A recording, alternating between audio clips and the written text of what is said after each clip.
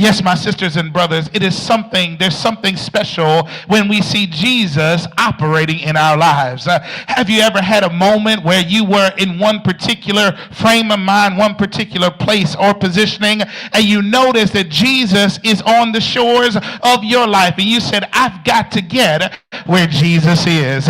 Where you see that after all that you've been through, you notice that God had been working. After you recognize some of the challenges of your experience, you say, Lord, you haven't left me. When you notice that the Lord has shown up and shown out, even in the midst of your circumstances, you just say, I don't even care about what else has been going on. I just want to be in the Lord's presence.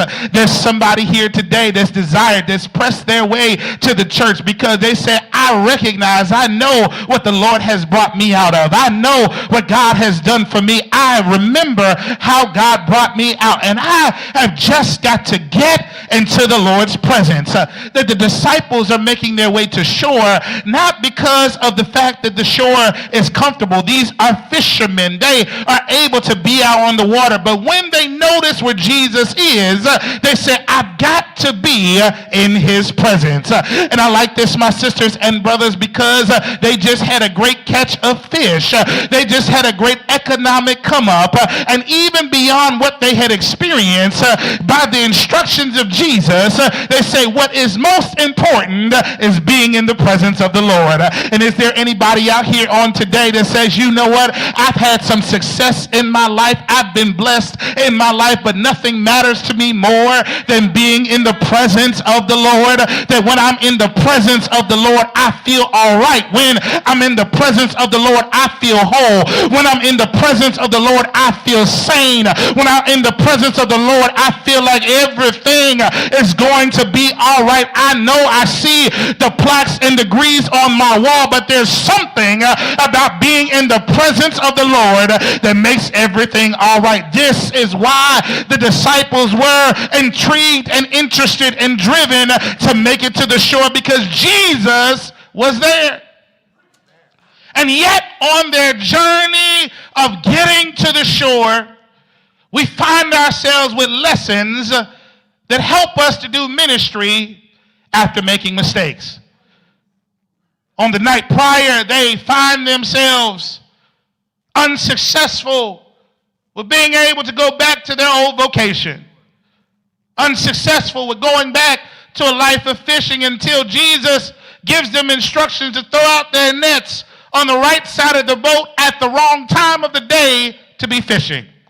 Jesus gives them instructions, and even though they don't recognize that it's Jesus, they still are obedient, because during that time, Jesus reinforces the relationship by calling them friends.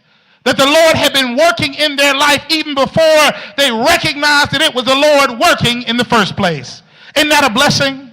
Isn't that a bonus word, that we can look back on our lives and notice that the Lord was working in our lives even before we noticed that it was the Lord?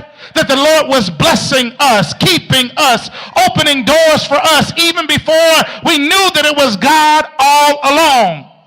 And so on their journey to the shore, we have some lessons, some details, some things that help us to be able to move forward, to do ministry, to live life, even after mistakes.